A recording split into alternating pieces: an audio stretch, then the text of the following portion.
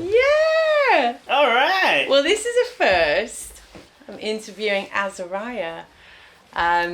So would you mind just telling me, I already know, but repeating what you do, a couple of things about yourself, and then we'll just go from there. Wonderful. So good to be with you, Al. I am Azariah. For my day job, I am a priest That's a first! in the Church of England. And yeah, so I normally have a dog collar on, walking around, trying to look holy and, holier than thou. Yeah, looking down on people. Yeah. So, what brought you, Yeah. Azariah, a priest, obviously you're more than that, but a priest to Performers Playground? So, I think like in lots of organisations and institutions and charities and this sort of thing, it can begin to get a bit heavy. You're working amongst people and it can get a little intense, and you're looking and thinking about things like funding and budgets, and what can begin to happen is you begin to pour yourself into the lives of the things that you're doing, and then you begin to recognise that you're getting empty, you're getting depleted, and there's less of you to offer to the communities around you. And I was realising that was happening for me. Over the pandemic, I was getting more socially anxious. I was becoming less able to interact and engage with folks, and I thought something needs to shift. So I found myself a one-to-one clown workshop, which I did, and it was amazing. I really loved it. And I said to the person who I was training with, I said, I want to do this some more. Are you doing it? And he said, well, to be honest with you, one-to-one doesn't really work for clown, and we'd really bore with each other quite quickly. I think you need to look at the Performers Playground. So I looked you up online and called up, had a conversation with Mark, and at that point there was still a bit of umming and ahhing as to whether the course was going to happen at all, but it was like, we'll keep you in the loop. And I was delighted that you were up for it, because it gave me an incredible antidote to just this, what was becoming quite heavy, quite a little bit sort of siloed. Because if you're the person that people look to be the one for them and the receptacle of all of what's going on for them, often at dinner parties I won't say what my job is, because all of a sudden it's like it has a reaction. People respond to it.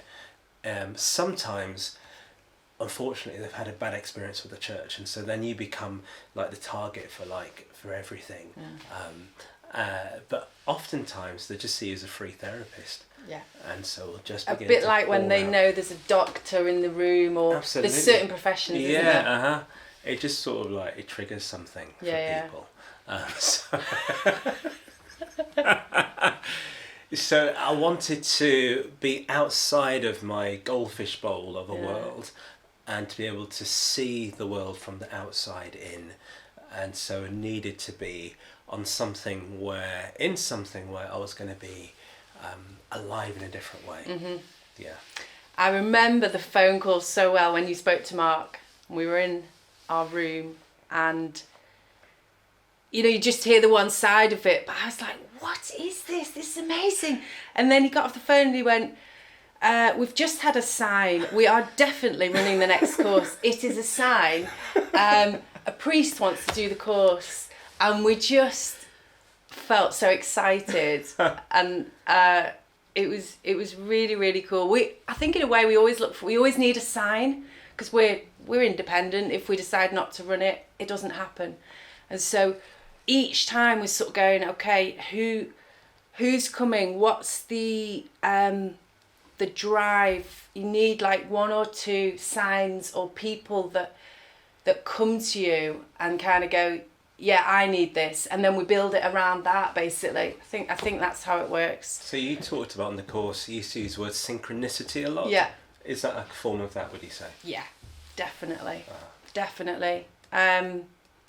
Yeah, so it comes in different ways, but I think, and each time we're about to launch a new course, we're kind of going,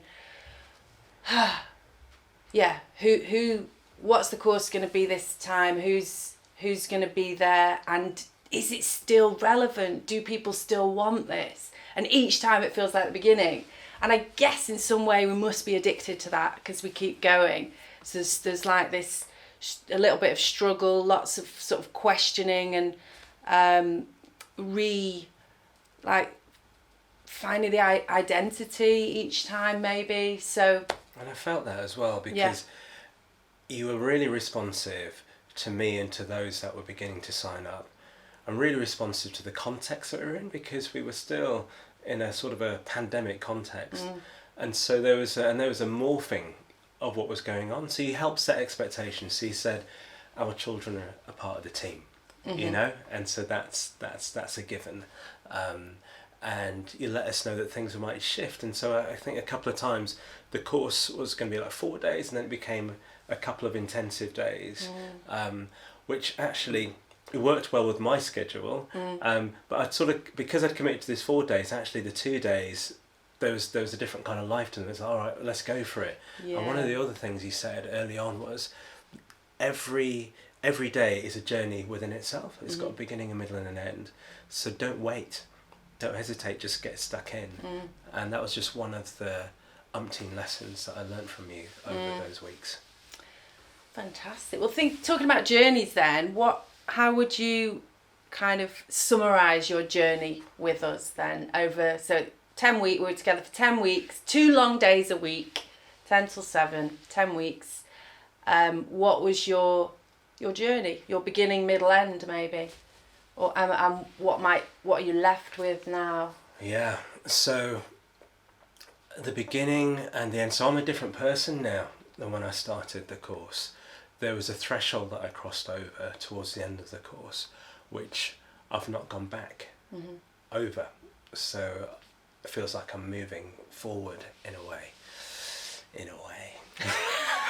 Which is one of the trainers is called Winnie, and Winnie often goes, in a way.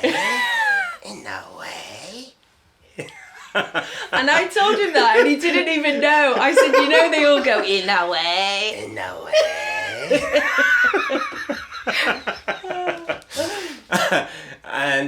And so the beginning was, you would teach us different games, and you would challenge us when we either commiserated because we felt we'd failed at the game, or we celebrated because we thought we'd won at the game.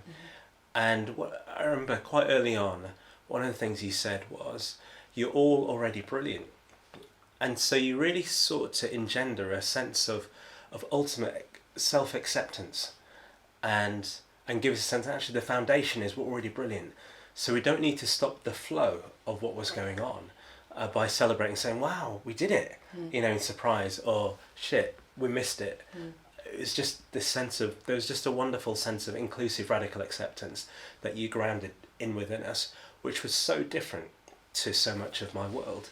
And so that was the beginning, this sense of realising that actually I'm accepted for who I am. And more than that, and one of the things I've shared with a number of friends is, so I when I'm standing around, I try to suck in my tummy sometimes, and you pointed that out and said, just did I? Relax, just relax. Let your little round tummy out, you said. And one of the weeks there was another chap similar age to myself who also had a little tummy. He said, no, just let the tummy out, just relax with it. And one of the things that Mark would say was, whatever our differences or distinctiveness, often things that we held against ourselves, or we felt that society held against us, there's like, that's your clown, that's the thing that you can really work on. And accepting that difference and making the most, in fact, exaggerate the parts of you that others would say are ugly or unacceptable. Exaggerate your height or your weight or your rubbery face or whatever it is. And so, again, that regrounded the sense of acceptance, that we were already who we were meant to be. And whatever our height or weight or how we felt about ourselves, whatever the person we saw in the mirror, the audience could see just something genius within that sense of accepting our differences. So that's something of the beginning. Mm-hmm. And then something of the middle journey was when there was this point where the other performers were filmed to give their perspective on the course, and I wasn't feeling very well. Also, in my mind, I knew that there was that afternoon we were going to be going into a form of clowning called bouffon, which we've been building up to, and there's a sense that we're going to go towards this, and bouffon is uninhibited.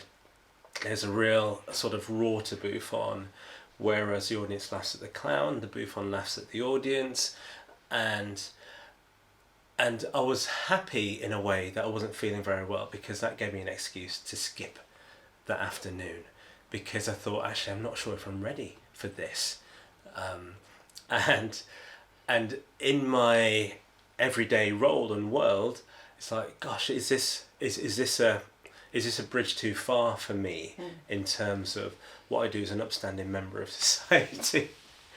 But then the middle, I had some times to think. Around that time as well, I had a funeral that I of a half sibling that I took part in, and so much of the course helped me to be more present to the people that were there, helped me to be more present to the congregation, the audience as it were, and enable me to be able to draw on something, and to give what I needed to give to that. So there was this thing of missing the first bouffon session, this thing of the funeral where I realised actually there was something alive in me in a new way that hadn't been before when I was in front of this group of people.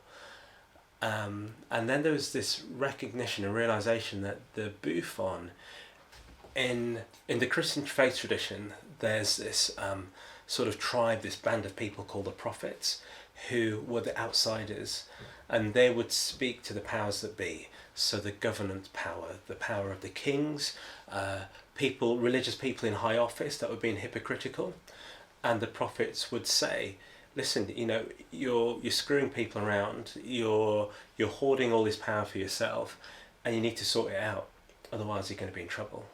And so there's a real kind of rawness to the prophet, and so often they were murdered, or they were chucked down pits, or what have you. And I thought, you know what, the bouffon is in that tradition. I'm gonna step into this, and I'm gonna enter into this, and I'm gonna give it my all. And one of the things that Mark had us do was to stand in a circle and to shout at the top of our voices, was it just sort of blew all the cobwebs away. And what it did was it kind of released this part of me, which I write poems, and my poems are always raw and visceral, but that felt like a safe place for me to be that. But it never entered into my language, into my posture, into my face, into my stance, and all of a sudden there was this aliveness as I realised I was stepping into something that was completely compatible with who I was, and actually it was it made me more of a priest, not less. It's really interesting, because that was my question when Mark got off the phone with you, Azariah. I said, well, what are we going to do about bouffon? You're going to have to ring him back. You're going to have to go through the small print of, do you think he's going to be all right, with bouffon? With this idea of blaspheme, of mocking, of sort of looking at the powers that can look down on other people, all these kind of ideas. So that was in the back of my mind for a long time, and then I love the way that you've really articulated how you found your way into it. And everybody has to do that anyway. Each of the performers has to go, okay, I'm being introduced to something, but how do I enter it? What is my gateway? And me and Mark will only take you so far. We'll offer out things, and then you have to kind of go, this is it for me, or not solving it, but how do I enter? How do I start to play? So So everyone's doing that anyway. So so that was probably towards the end point. So the middle was this self-doubt, this doubt about can this be compatible or not. The funeral recognised one of the things that you've taught us was you've just got to do your job. Whatever's going on, you've got to do your job. If you have an audience, people, Mark would often say, people are paying not to be bored, people are paying to be entertained. Going to the funeral, I delivered the sermon and it was one of the best of my life. It was electric, but when I was off stage, as it were, in the vestry, in the changing rooms, that's where I was crying. At the end of the day, when I was at the train station, that's when I was sobbing my heart out. But the sense I had to do my job. There were people there and they needed something from me and I needed to deliver it and I needed to give it my all. And so the course enabled me to find some resilience, to find some bounce, some ability to be able to, for life, to get up and to be present and to give what's necessary. Beautiful. You are also a performer. You've done performance before coming to us. You're a natural performer and very, very funny.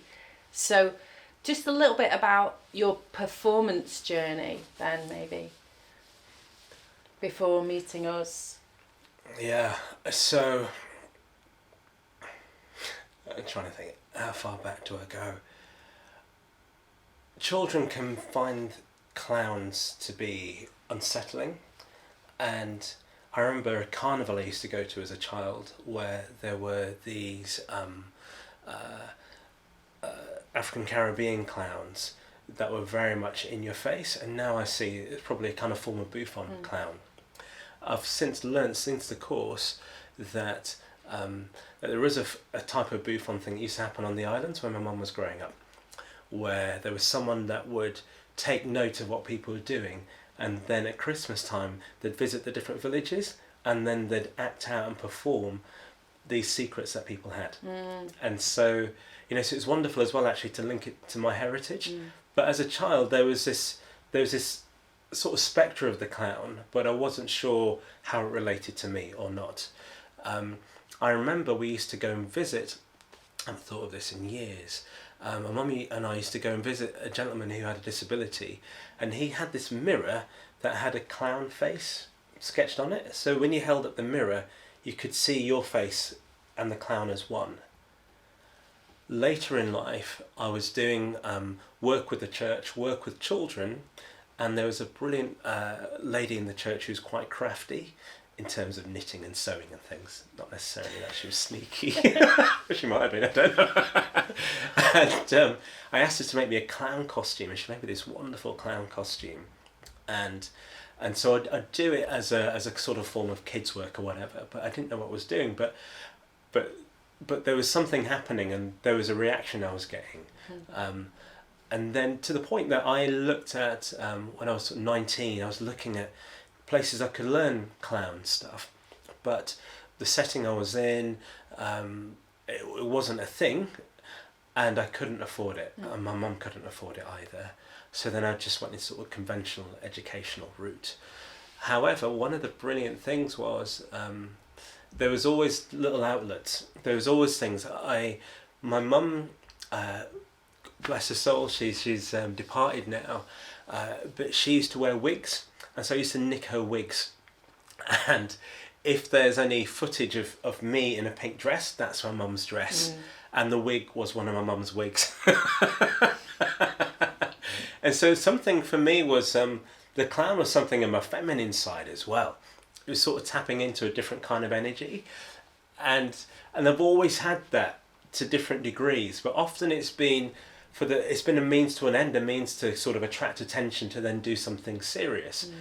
But one of the things I learned on the course was actually just the joy and the fun of the moment is actually enough. It can be an end in and of itself to create something, co-create something with others, to enjoy it, and then just let it dissipate, and that's great, and that's good.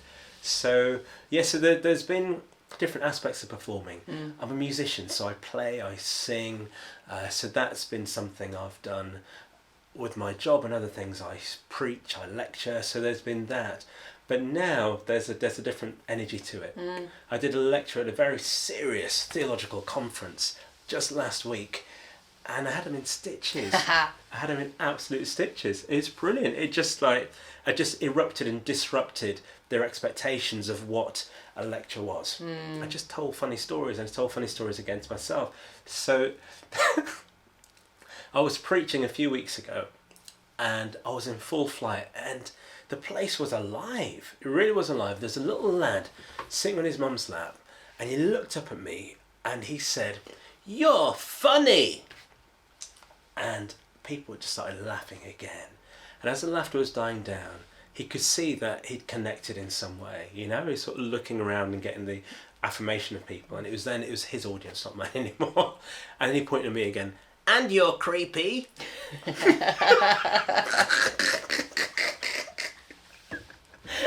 I love it. I had no comeback for that. Yeah. You know, because after he said you're funny, oh, thank you. You know what I mean? Like taking the props. "And you're creepy." Was there a bigger laugh at that point from the audience, or how was the laugh then? It was weird. No, Yeah. it just went weird. Right. Yeah, the atmosphere just went weird. I think people are thinking, that kid knows something about this guy that we don't know. You're trying to prove that you're not creepy and getting really weird.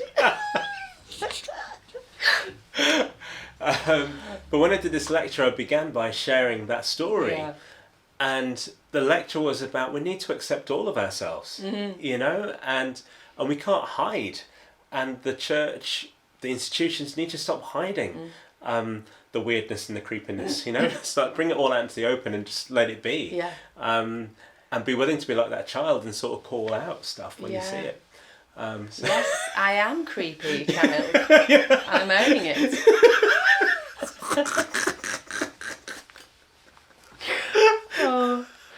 Oh, perfect. Yeah. So maybe just a couple more questions. So me and Mark both teach the course. Maybe you could, in your words, talk about our different approaches and how that sort of the experience of our different approaches. So Mark prepared me for the stage, you prepared me for the street. So Nice. With Mark's honing, it's just lovely sense of Mark entered this or worked alongside, or an alter ego is Winnie, and Winnie gets away with a lot of things, and Winnie can be quite direct in a sort of in a funny kind of way, in a way. And there's lots of prodding and lots of poking and lots of provocation that happens, and it brings it sharpens your sense of what you're doing in front of a group of people. Mm-hmm. What I found with your approach was you were giving us a basis for life. Actually, you were giving us a basis for seeing things through a different lens. So when I was 35, I learned I was dyslexic and dyspraxic, and so my brain wiring didn't fit conventional templates that were already pre-existing. And what was wonderful is that one of the things I learned from you is that actually to see things through a different lens, to live life in a different way, is wonderful, is joyous, and should be celebrated. It gave me permission to be myself, to be more authentic. One of the things that you would describe was it's okay to be bemused, and the struggle to find an idea, to develop something, that's actually the bridge to the audience, because they then join you on that bridge and you all arrive at the destination together, which was glorious. With Mark, there was a sense that he always believed that there was something, both of you had this approach that there was something to be discovered just over the next hill, the next hurdle.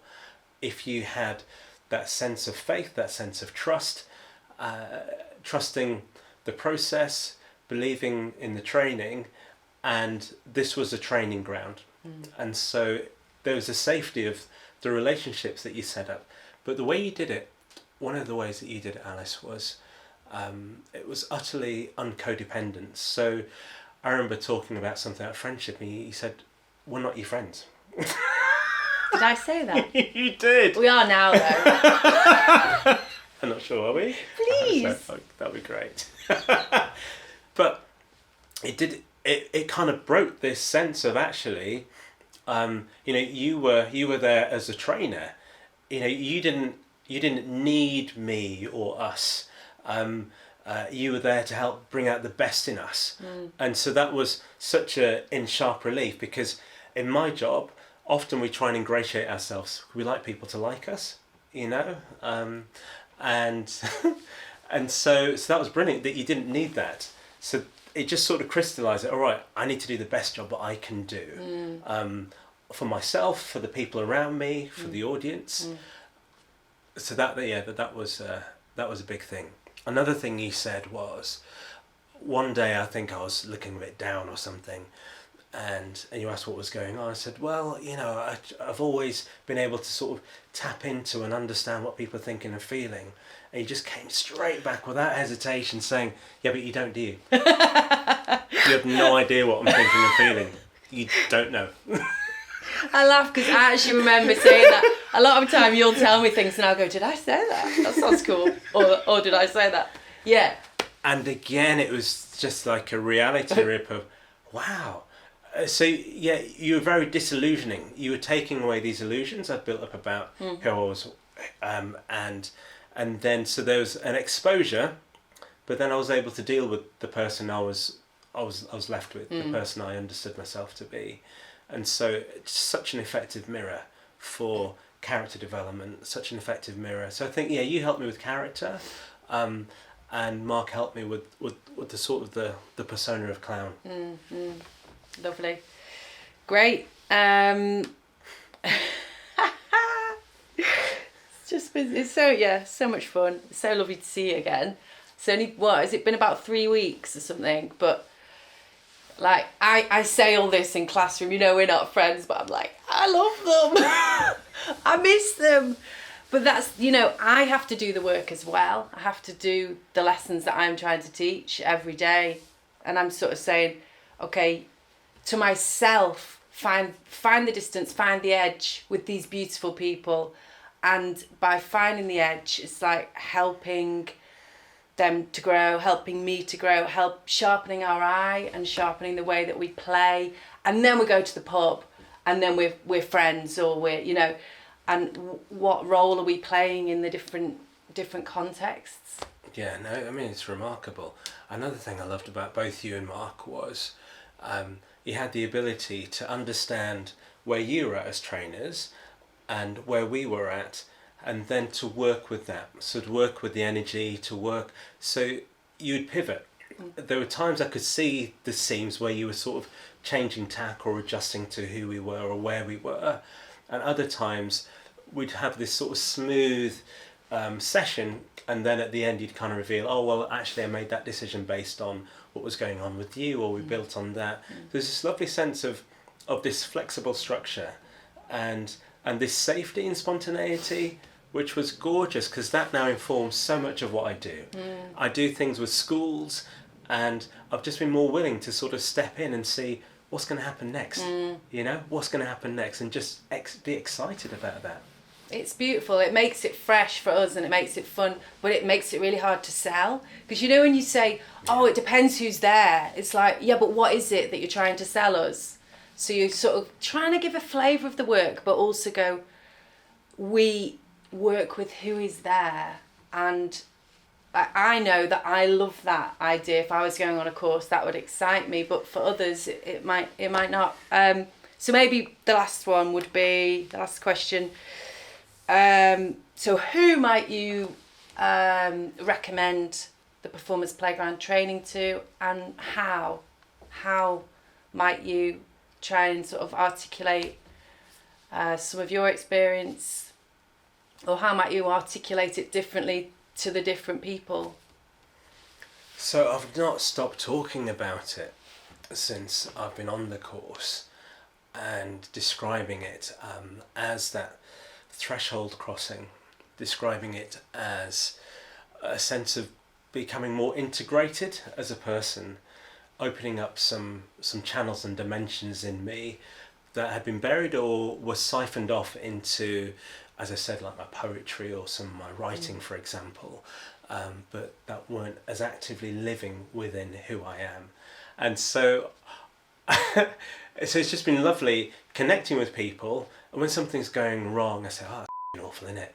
And all of a sudden, like, it's like, well, you just said that and you've got a collar on. You know, so it actually makes it more fun that I'm a pretense. So, so sort of bringing my clown and some of the Buffon energy into my other real world scenarios becomes even more shocking and jarring for people, which I love. I'm loving this sense of the ability to be able to open things up. It gives them permission as well. So just last night I was speaking to someone who is a church leader, and she's looking for something to refresh her, and I said there's a great summer course, if you can get on that I just think it would just be brilliant. You know, she's got a little baby, she says, I don't know what I'm going to do about childcare. I said, well, if you can sort something out, it'll just be a wonderful way to prepare you for whatever happens next, because those of us that are part of institutions, all of our institutions are going through massive, major change. The pandemic's only accelerated that process. And so we need the sense of spontaneity, the sense of life, the sense of being able to pivot, the sense of being able to trust the process, to build relationships that matter, that are deep and authentic, and then to go forward.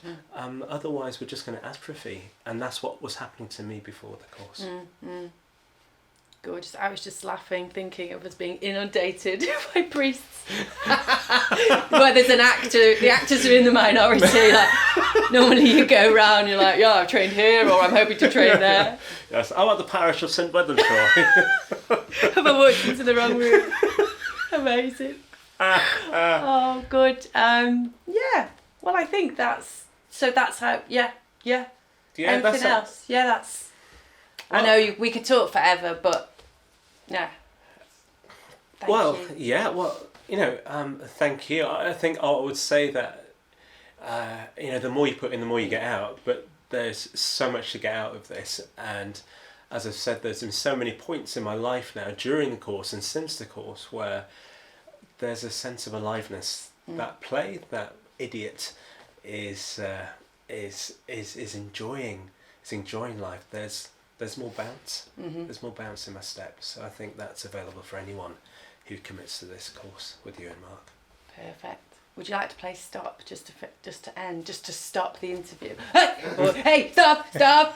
So I've stopped you. So that means that I'm the one now. I don't know. Stop!